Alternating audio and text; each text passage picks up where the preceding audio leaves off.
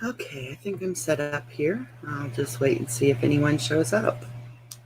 I haven't been live in so long, they've changed a lot of things on StreamYard, so I hope I set it up right. If anyone comes in, let me know you're there and let me know that you can hear me. Please.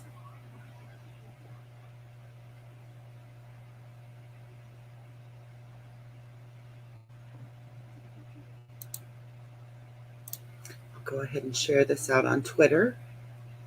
I haven't been live in so long that people probably forgot I exist, which is fine by me, but hello, I'm back.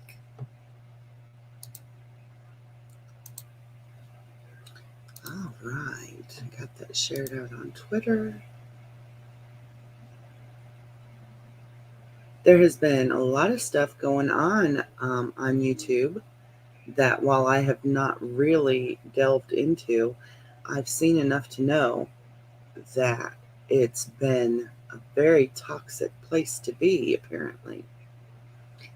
And so I'm going to talk a little bit about that, but I'm also going to talk about um, some of the things I'm reading about. And I've been thinking about them and applying them to what goes on around here. So I just felt like talking about it. I'm in the mood to have a talk. And I'll just go on and talk. And if anyone shows up, they do. And if people catch it on the replay, they can leave me comments. I'm fine with it either way. So, getting started, um,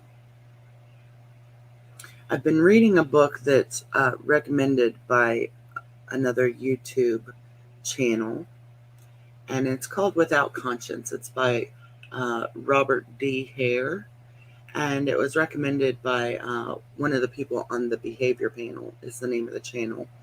And since, I'm interested in human behavior and especially in, amateur um, dissecting of people's behavior, um, that kind of thing fascinates me. So I love to read about it. I love to learn about it. Unfortunately, in getting my degrees in psychology, while some time is spent on um, behavior and psychopathy and sociopathy and all of that. Hey, Jonathan, it's good to see you. Hi, Bailey. Nice to meet you too. Um, they, you don't get to spend that much time on it just because you're interested in it. You have to go beyond what your textbooks and what your courses lead you through. Psychology is such a vast subject that when you find a particular element of it that you enjoy, you really have to do a lot of the extra learning on your own. So I find psychopathy, sociopathy, antisocial personality disorder, pathology, all of that stuff, I find it very interesting, but it was never um, delved into. Like, I didn't specialize in a lot of it. I specialized in other things like grief, grief counseling. I would say that's basically where I specialized, um, and in assessment and stuff like that. So I always was fascinated with psychopathy and things like that. So I do a lot of that learning on my own, behavior and body language and all that kind of stuff. So what I see going on around here on YouTube, when I'm reading about these things, I can draw a lot of parallels between what I'm reading and learning about and what I'm researching and what I'm studying and actual things that are happening on YouTube. And I don't think it would be an unfair assumption to assume that many of the people that we come across who are the most problematic on YouTube, your body language says, Dork, it's good to see you, Conklin. It's been a long time.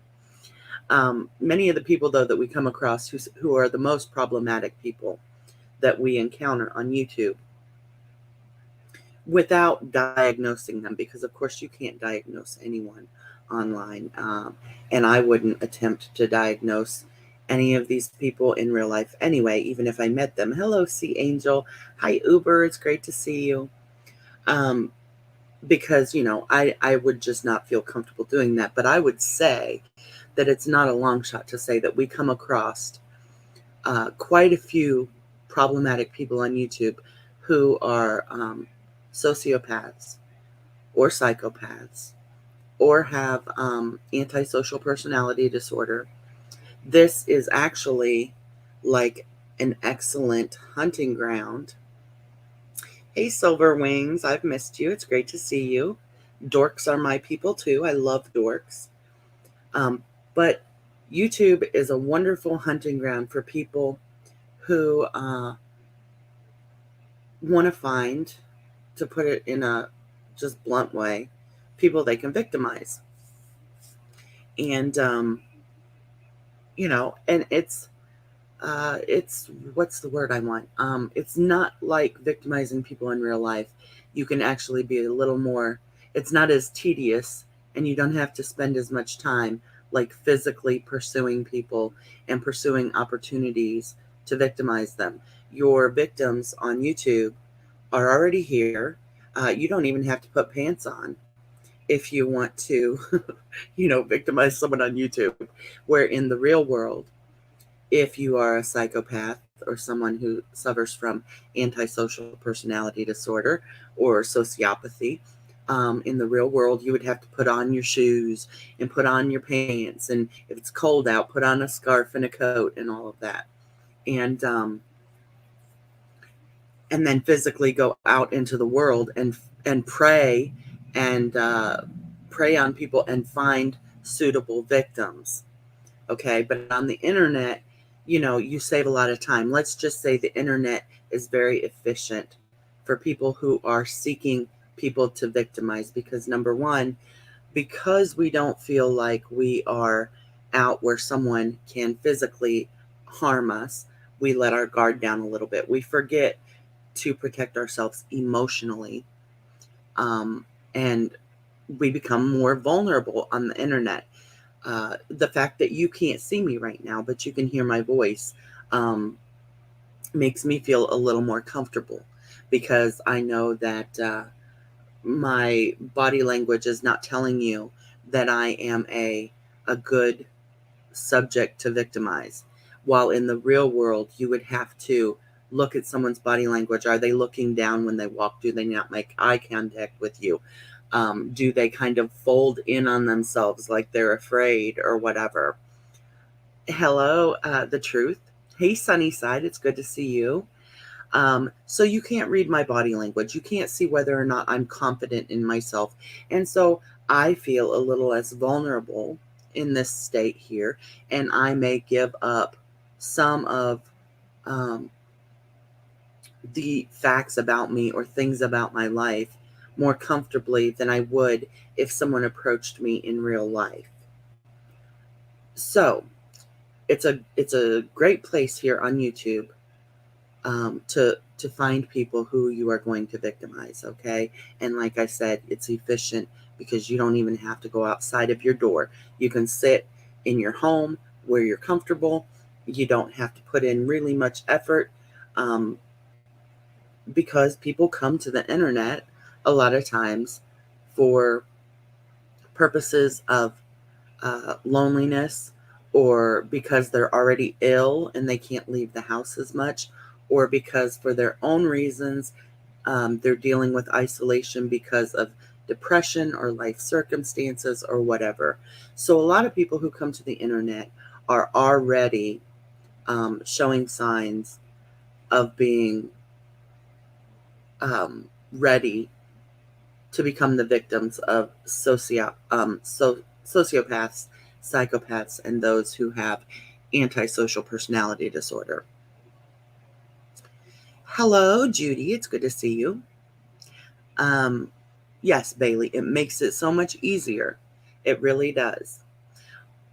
Then there are also people who are a bit naive. When I first came to YouTube, I was a bit naive about the way this worked.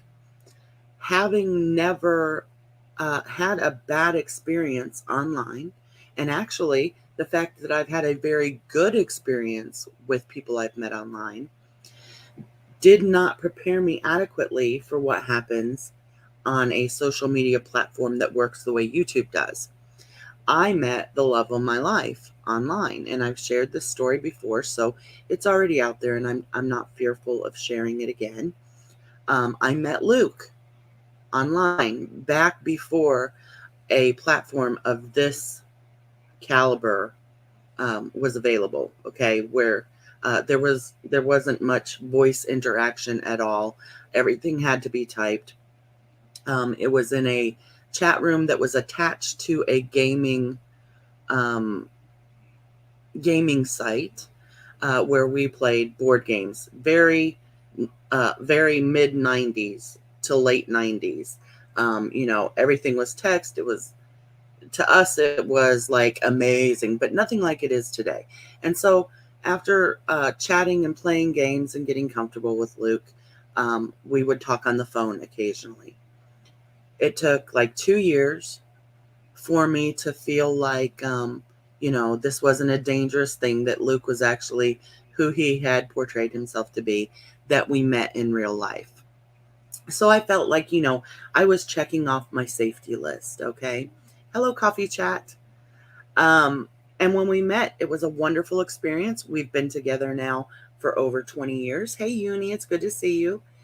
Um, and so when I came to YouTube, having had an experience like that, where this person was exactly who they said they were, where we met in person after a distinguished amount of time, and we, like I said, I checked off my safety list, um, all of the things that we were being told to do to be safe on the internet, and it worked out so well that, hi, happy, happy, happy, that when I came to YouTube, I thought it was going to be kind of the same thing. I knew there would be the outlier. There would be that one person, uh, maybe in 1,000, who would come on, and and because it's such a personal experience, like you can hear my voice, and when I choose to, you can see me live, and you can see my face and all that. I assumed, wrongly so, that people were here to make connections with other people, and that they were who they said they were.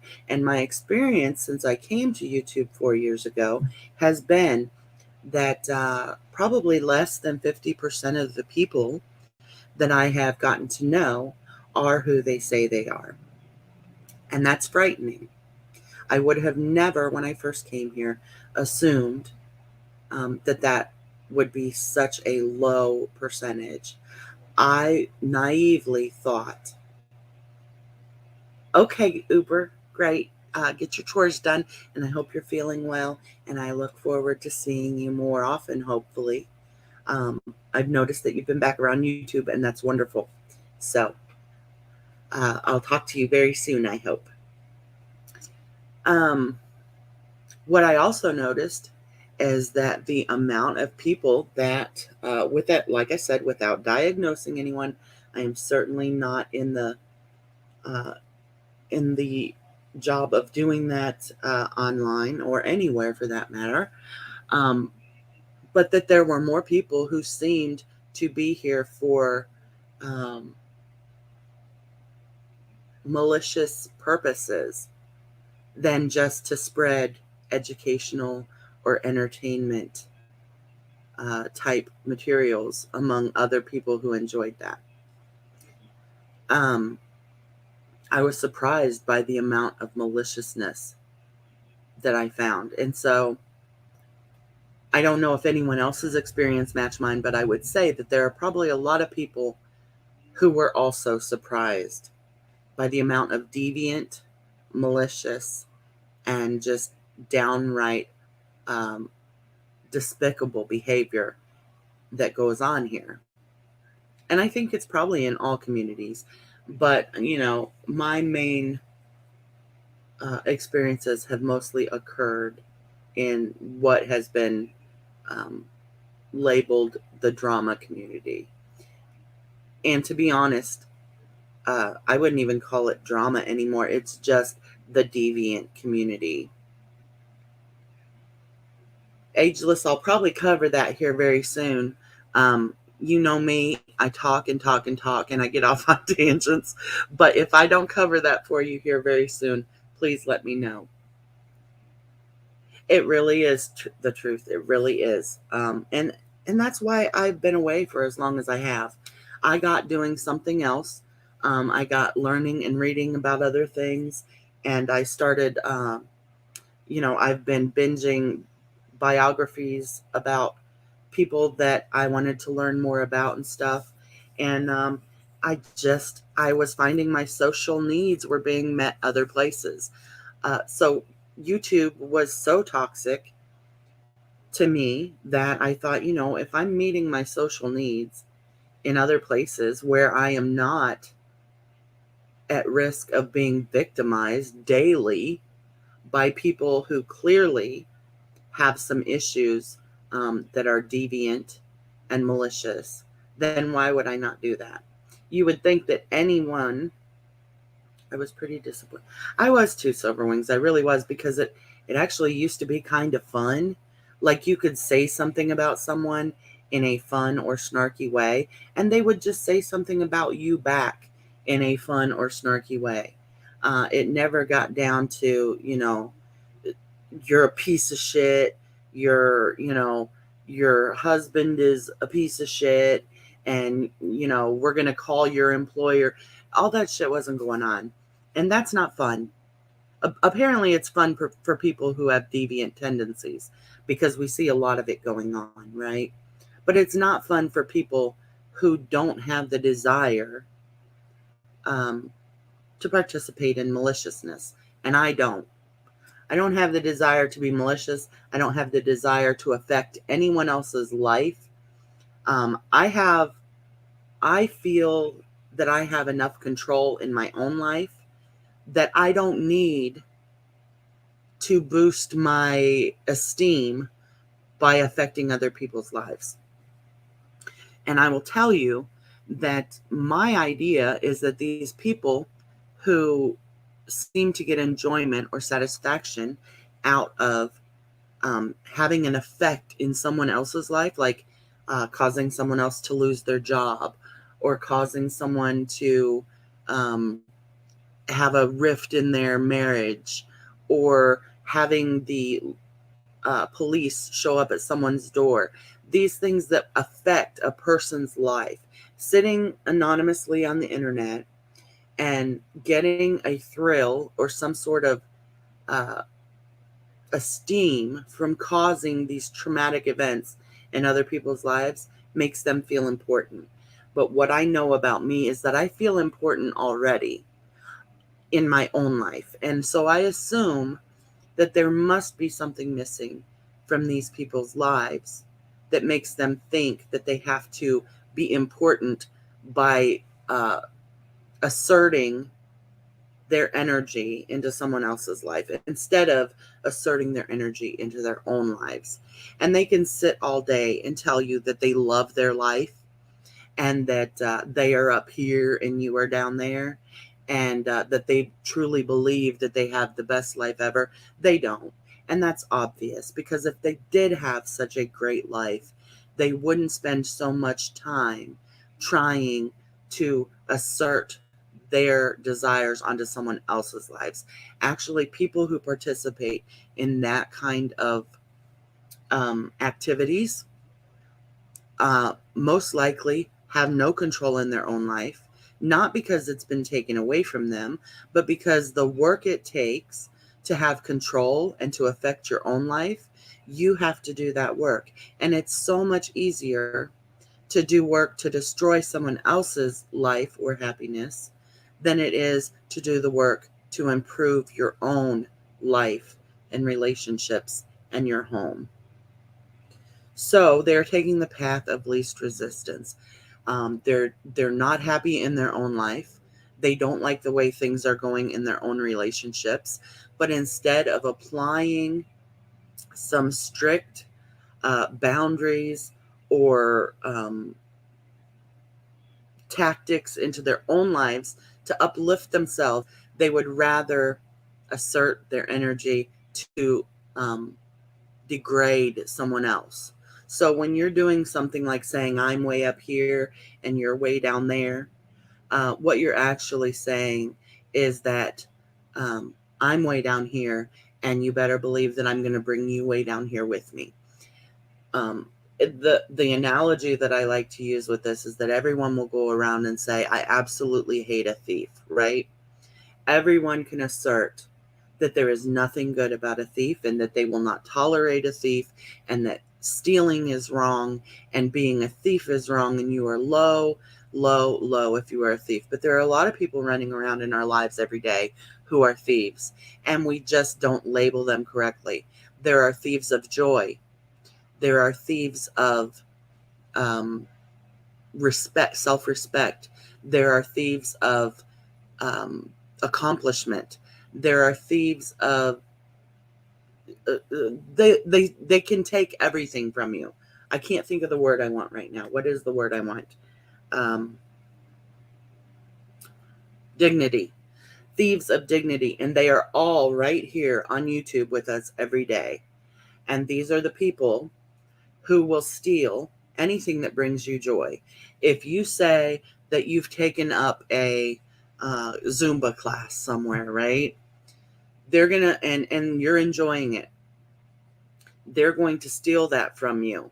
They're going to say something like, well, Zumba ain't going to help you. You're ugly. Even if you lose 20 pounds, you're still going to be ugly. They want to steal your achievements.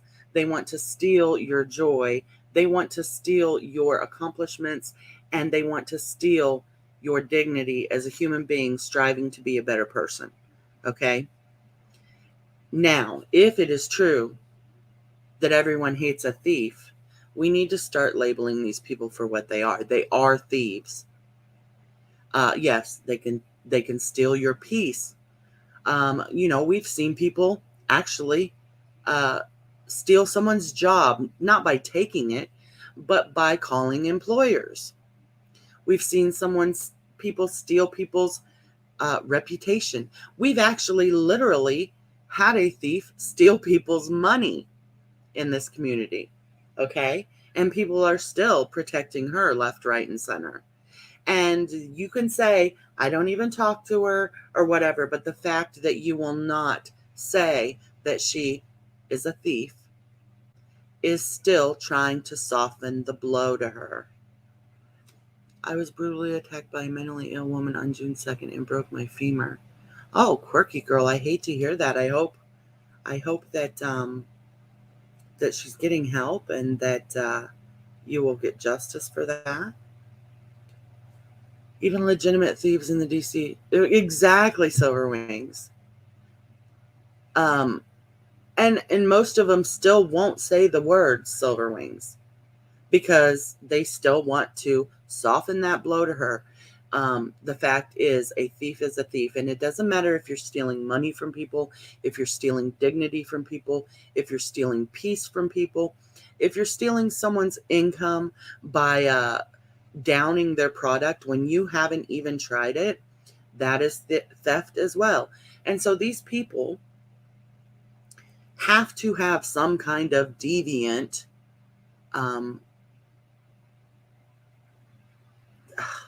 like I said, I don't want to diagnose people, and I will not. But there is some deviant pathology there, okay? And so when I've been spending some time recently, it causes me to think about these things, to kind of unravel the loose thread in the sweater. And when I read things about like the psychopathy checklist, okay, these are the checklists that when you are going to assess someone, um, you would look for.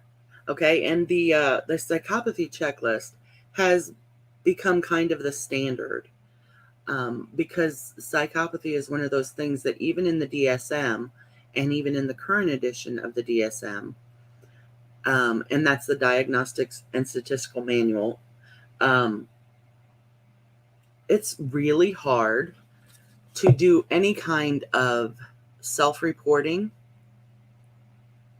Right, silver rings. Now, I'm not going to say that I don't diagnose people in my mind, because I do. And let me tell you, you guys are, you're just, you know, anyway, I don't want to go into that. But yes, silver wings. So anyway, because it's such a hard thing to put your finger on, and a lot of assessments were self-reporting, how can you expect someone who is a psychopath to take this test, self-report, and not manipulate? That is what they do. Or a sociopath, they want to get one over on the system, you know, and so you can't do a lot of self-assessments and expect rational results. Okay. Hey, Army, it's good to see you. So some of the things in the psychopathy checklist are things like that indicate social deviance. Some of them are listed, you know, as social deviance, and I see a lot of these on YouTube, and I'll just share a few with you here. Impulsiveness. It really is, Conklin. It really is. Impulsiveness. Do we see a lot of impulsiveness around here? Yes, we do. And what I would say about this is that while psychopaths are impulsive, I would add more to that and say impulsivity, especially in areas where negative outcomes are most likely. Okay, so if you're impulsive and you know, you're at the checkout line in the grocery shop and you have this problem with impulse buys of gum, that's not really, you know, if you say, oh, he always impulsively buys something from the checkout lane, you're not going to necessarily be looking at a psychopath. Okay.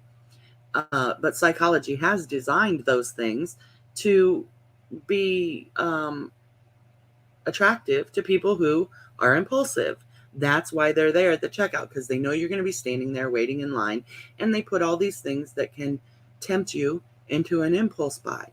That doesn't mean you're a psychopath. Okay, so when we say impulsivity, let's maybe put a little bit of extra information on that and say impulsivity that often leads to negative uh, consequences, like impulsively smashing the car windows out of your girlfriend's car when she breaks up with you, or impulsively, uh, you know, spending thousands of dollars at the roulette table when you hadn't planned for that, or you know, I'm talking about impulsivity that really makes an impact in some way. Okay, so poor behavioral controls, again, that goes along with impulsivity. Um, you know, if do you have a hard time controlling your behaviors? And again, it's not just about like standing in the line and buying a Snickers bar. Uh, it's about things that have an impact in some way.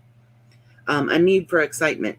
A lot of times you're going to find that someone with psychopathic tendencies or psychopathy has a really hard time with being bored.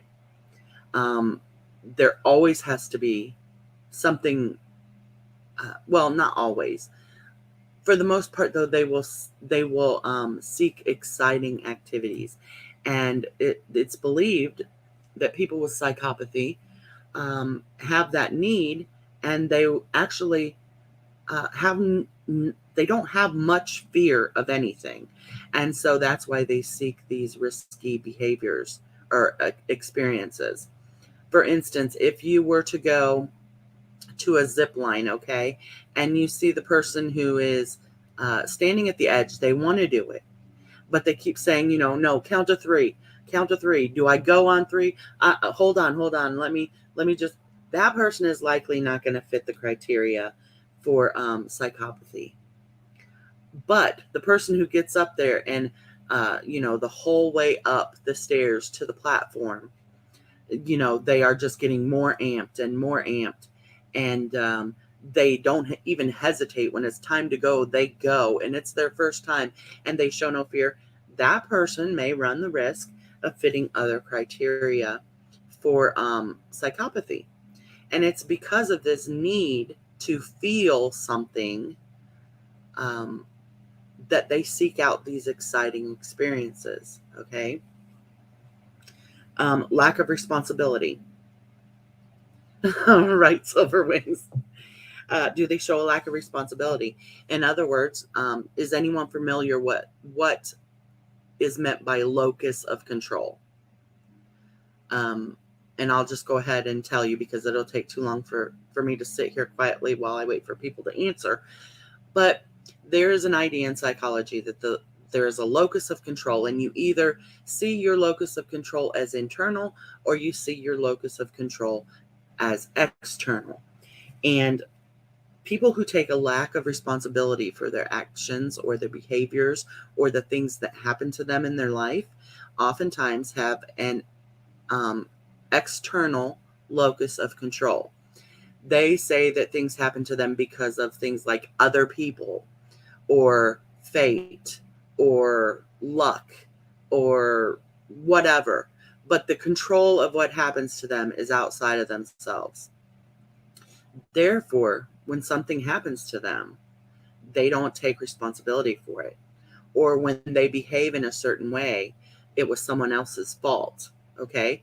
But people who have an internal locus of control, while they still realize that there are some things out of their control, they are much able to accept responsibility and consequences for poor behaviors or actions because they see that things don't just happen to them, but that they make choices internally um, that make things happen, and they take responsibility for it. So a lot of what we see here on YouTube, I would say that lack of responsibility.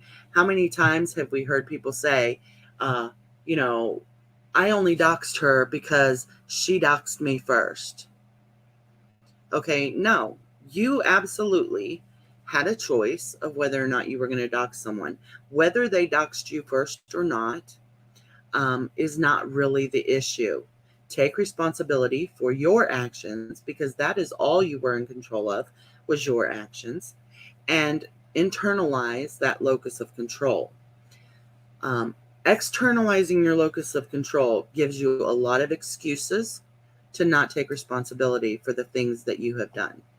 So if we say, they had my mother on panel, so now I'm going to have their best friend on my panel, okay? What we're seeing here is a lack of responsibility. While you may not have liked it if someone had your mother on panel, you absolutely were in control in your locus of control. You could have used that internal locus of control and said, while I dislike that they had my mother on panel, I have control over what I do in reaction to that. And I know that if it was wrong to have had my mother on their panel, then it would also be wrong for me to go into their real life and have someone close to them on my panel. And I choose not to do that. And so we can see that taking responsibility for something takes a lot of, number one, empathy. Number two, control. We've already said impulsive behavior and poor behavior controls are on this list. And now we get to lack of responsibility. So, are we looking at these people on the internet? Yes, we are. We are definitely among them. And we'll go on to say early behavior problems, which, I don't know anything about that, although the rumor mills, have gone on about people's past and stuff, and I'm not interested in that. But then also onto adult antisocial behavior, which we see so much of here. Okay, we see so much adult antisocial behavior on YouTube. And those kind of behaviors would be things like mocking someone for uh, having been a victim of a crime, mocking someone for um, having a mental health issue, um, involving police in things that aren't police matters, threatening people with bodily injury, like as has been said many times when someone has stated that they will, slice your throat and watch you bleed out, things like that. Also going behind the scenes and causing emotional distress to people through other people. These are all antisocial behaviors. Um, a lack of remorse and guilt. We see that every day. People have even blatantly said it. Yeah, I said it and I'm not sorry. Um, you know, there you go. Lack of remorse or guilt. Lack of empathy. Um, not being able to show empathy for someone who is clearly in distress. Uh, we see that all the time as well. Deceitful and manipulative. I see a lot of manipulative behaviors daily, especially when people rile other people up to give them money, not because they deserve the money or not because they've, done something to earn some money, like a true tip is earned through making someone's experience nice, but manipulating them into giving them the money for bad reasons. Just because it will piss so and so off, here's my Cash App. Just because it will make someone else feel like they are not as popular or important as me, here's my PayPal. Um, these are manipulation tactics, plain and simple. And these people don't care if they get your money through manipulation. All they care is that they get your money. So, instead it's, oh, it pisses so and so off every time I get a couple dollars. And here we go. People are falling for this manipulation. And here come 20, 50, $100 PayPal super chats, whatever. And there's no remorse for that kind of manipulation. They don't care how they got that money. Okay, they don't care if you gave it to them because you like them or if you gave it to them simply because you dislike someone else. Sunnyside, I don't think they're as bold in their real life, but it is who they are. I think the internet allows people to be a lot more bold in their tactics because if you were to walk over to your neighbor and do half of this stuff, your neighbor has law enforcement and there are laws in place that would keep someone from doing this to you who lives next door to you. But unfortunately, the internet has not kept up to legal guidelines and standards for protecting people from this. And so, if someone's halfway across the country from you, law enforcement says, whose jurisdiction is it going to be? Do we even have any proof? Has the proof been deleted? What do you want us to do about it? It's not likely they're going to do anything for you or to you. They're halfway across the country or whatever. Internet laws really need to catch up with the reach of the internet at this point, and it's not likely that they'll do so quickly. But yes, I do believe this is who they are in real life, in their real world. This is who they are, but I don't think they're as bold. And if they are as bold, I think certainly they would have been in the judicial system, in court or in jail by now. So I think they're sneakier in real life, so that their survival as manipulators can go on longer. I think they're able to just be very blatant and bold on the internet. Hey, Carlos. Hi, Mary. How are you? So yeah, that's just a few of the things off of the psychopathy checklist, and I think we see a lot of that. I also see a lot of manipulation done through forging relationships with other people that aren't as deep as one would like to believe. It's easier to manipulate someone who thinks you adore them than it is to manipulate someone who thinks that you have mixed feelings for them. Okay. And so, why is it so easy to declare your absolute adoration for someone in your side chat when they come in, and you're just like, I love your face off. Oh my God, I love your face off. And then a week later, you're tearing them down. You're degrading them. They're trash. All of this, okay? These are manipulation tactics at their finest. And the truth of the matter is, you say you love people's faces off, and really you're just afraid that if they catch on that you don't like them, they will become an adversary instead of someone who is supporting your manipulations. What did I miss here? This is the best live pointing out YouTubers' crazy behavior that I've seen in a long, long time. Oh, well, thank you, Deborah. I appreciate that. Maybe because I haven't been live in so long and I've just been sitting back and, doing research and stuff like that and catching up a little bit here and there on the things people are doing. I've got a lot of thoughts and I've been able to kind of think them out and uh, make them more appropriate. So thank you. That means a lot to me. All right. So hold on one second. I think my doggies needs me for 1 second. I will be right back.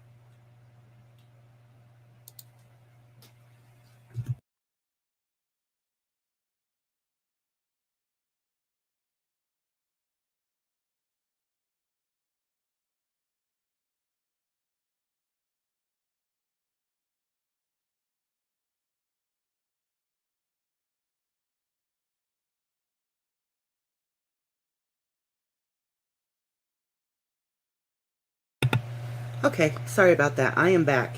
What I want to do now, um, I've covered like the psychopathy checklist and some of the manipulations and all of that. I don't want to go into too much information right now because I do want to do this again sometime soon. So what I want to do, it's been almost an hour that I've been live. So let me turn it over to you. Do you have any questions? I might not know the answers, but what I can do is I can find those answers out for you.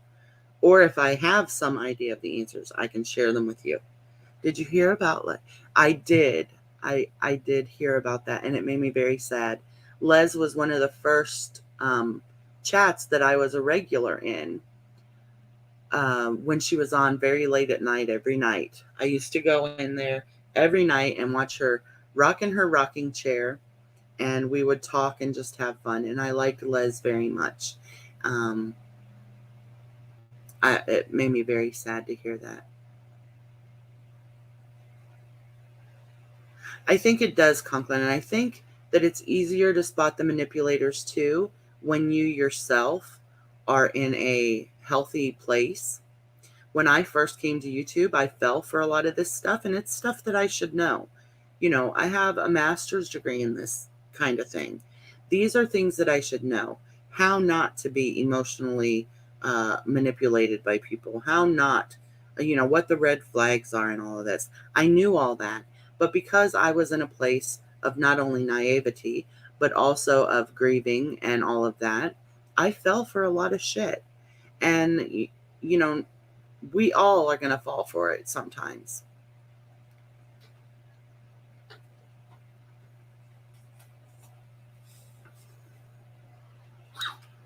So, yeah, we can't beat ourselves up because all of us are going to fall for it sometimes. Um, but, I think educating yourself about it helps. Reminding yourself of these things helps.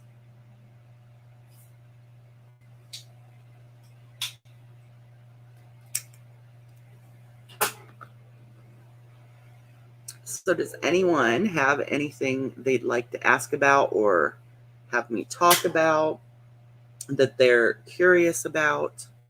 I love answering questions. A lot of times I find that when I'm answering questions for someone else, I learn something new myself by talking it out, by having to think and reason and use logic. And those three things in this community will get you hated and attacked. Thinking and using logic and using reason are absolutely the weapons of bringing down manipulators. For instance, and I'm going to say it without using any names, the people who are guilty of it will know who they are. But for instance, here's a manipulation. We're doing a giveaway, okay? We're doing a giveaway.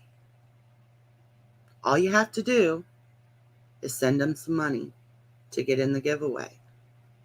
I'm sorry. That's not a giveaway. That's a raffle. They are two different things. You're not giving anything to anyone. And the person notorious for this is a sleazy salesman, okay? You didn't give away a car either. You sold a fucking car. You sold the car. You pocketed the money. Everyone else gave you that money. So the car was bought and paid for, okay? You're not donating jack shit.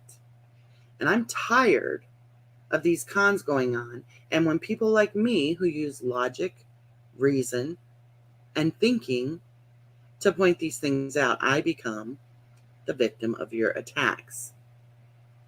Okay?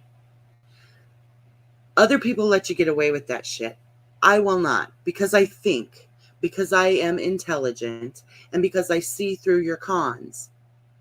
You are a car salesman who did nothing more than sell a car to numerous people, but only one person got that car. Okay? That's what you did. And I'm tired of feeling like I can't speak out on things, because if I see people being financially victimized and conned, I'm going to say so. Isn't that what you claim you do with your vigilante justice? You're just going to let people see you for who you are. Well, that's all I'm doing, okay? And if other people can't see it, I will point it out to them, because you are a con, plain and simple. And you may have noticed that I no longer respond to you because, well, you will find out really soon. Because you said yourself, if you let people talk long enough, you'll catch them up in their game. Well, see, you got pretty bold, and you talked and you talked and you talked. So, hey, when you're right, you're right. If you let someone talk enough, they'll get caught up in their game. And I seem to remember you bragging an awful lot about locations and occupations and military records. And, I got quiet, didn't I? All right, so manipulations are crazy, and they should always be pointed out, because there are some people who will get caught up in those manipulations.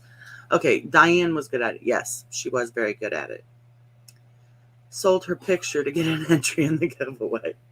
Goat Goddess, I don't know anything about that. I do know she sells pictures of herself. I don't know what the appeal of that is.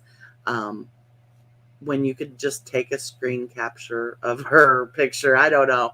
I don't understand that. But if people are doing that, clearly, we don't live in the days of paper photography anymore. It's very easy to see someone's picture on the internet, and it's yours. You can screen capture it and print it out and whatever you want to do. So he also called some of pedophile. Yes, I'm and that's another thing that has to do with that, Mary. But when you claim that you are doing everything totally legal, you clearly are missing out on a lot. So it was a trip to Alaska that never happened either, but she sold lots. Oh, really? I didn't know about that either. I have no idea about that. I don't know if that happened that way. I'll check it out. Well, I might not check it out, because I don't know how important that's going to be to me. I don't know how long ago it was, and I don't know if I have the mental energy to care. I mean, I care for the people who have been manipulated, but since I wasn't manipulated and I wasn't there to see any of it, Do I really want to go research it when, probably the people who did maybe already did that? I don't know. It's interesting though. Thank you for sharing it.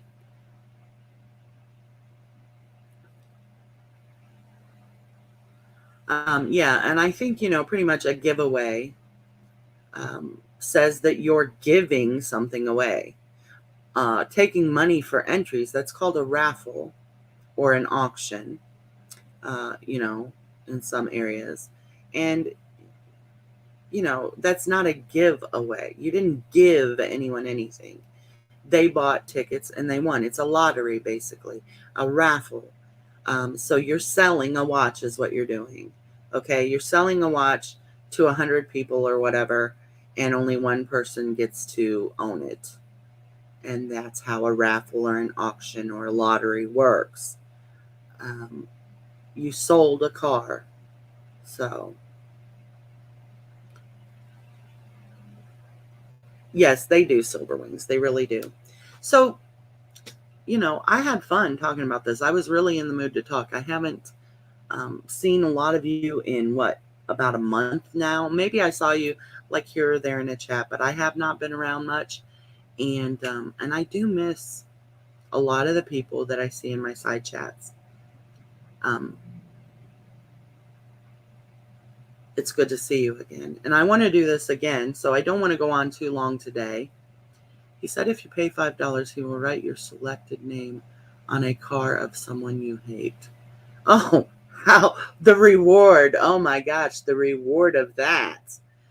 Yeah, I want to give you $5 to write the. Why would I? I don't know. It's stupid. It's manipulation. It's manipulating petty people. If you give someone money out of hate for someone else, you're stupid. Hey, Nocturnal, did I already say hi to you? I can't remember. I am doing well. Thank you so much. I'm doing extremely well. I appreciate it. I am, Sunnyside. Actually, I got a little, shoot, what's it called? I forget um, what kind of drum it's called. It's one of those metal drums that's like bulbous. It's convex, and it has a steel tongue drum is what it's called. So I got a steel tongue drum, and I'm actually going to play a little bit of steel tongue drum in my next relaxation thing. So that should be fun, right? I just have to learn how to talk and hit the right notes at the same time, which I have been practicing. Or you could all just give me $5. I would be happy. Right, Silver Wings? Yeah. Why are you going to go out of your way to write the name of someone that someone hates on a car? Just tell people you want them to send you $5. Why manipulate? Why manipulate? Yeah, it's a very nice sounding instrument, Sunnyside. So it's very basic. I mean, it only has, I think, 8 notes on it. Yeah, just one run of the scale. 8 notes. If I get good at it, maybe I'll get a bigger one that has like 11 or something, and be able to do more with it. But this is just very basic, but it sounds nice. And I'm working on it. So I got a glockenspiel at a yard sale. Keep kind of an impulse purchase. What is a glockenspiel? It sounds familiar, but like it makes me think Glock like a gun, but then glockenspiel like maybe it's a piece of artwork. I don't know. What is it? Is it an instrument? It must be an instrument. Glockenspiel. I'm trying to picture. Should I Google it? I should probably Google it. That'd be quicker than waiting for you to tell me what it is, huh? With the delay and all. Glockenspiel. Oh, cool. So it's like a what's that? Xylophone. Cool. Yeah, I need one of those too because they play pretty notes. I want that, and I want those hanging chimes too. Mr. Rogers music. Hey, it's calming, you know? I want some of those hanging chimes that you can just run the stick through and it. Yes, xylophone. All right, guys. Well, I am going to let you go, and we're going to do this again maybe in a couple days. And we'll go on about uh, the psychopathy and sociopathy thing. Um, I would like to leave you with this little bit of information. It's often believed in psychological circles that psychopaths are born and sociopaths are created. This is because psychopathy has been kind of thought that it runs in genes and that, or that it has to do with the chemistry or the makeup or the uh, development of the brain and things like that.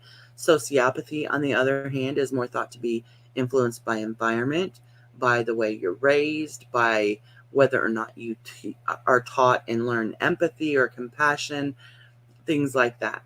So, I also should tell you that a sociopath is not always necessarily a psychopath, but it has been determined that psychopaths are also sociopaths. So, and we'll get into that deeper in the next talk because I think that's fascinating. Um, how a psychopath is always a sociopath, but a sociopath is not always a psychopath. So, what are the differences between these diagnoses and the people who have them? And that's it's very interesting. At least I think so. So, you guys have a good day, and I will see you in the next couple days, and we'll get into some more interesting things about it. Thanks for showing up for me. Like I said, I've missed a lot of you very much. Have a good day. Love you. Goodbye. Oh, and have the day you deserve. I'm sorry, I said have a good day, but no, I want you to have the day you deserve. Love you. Bye bye.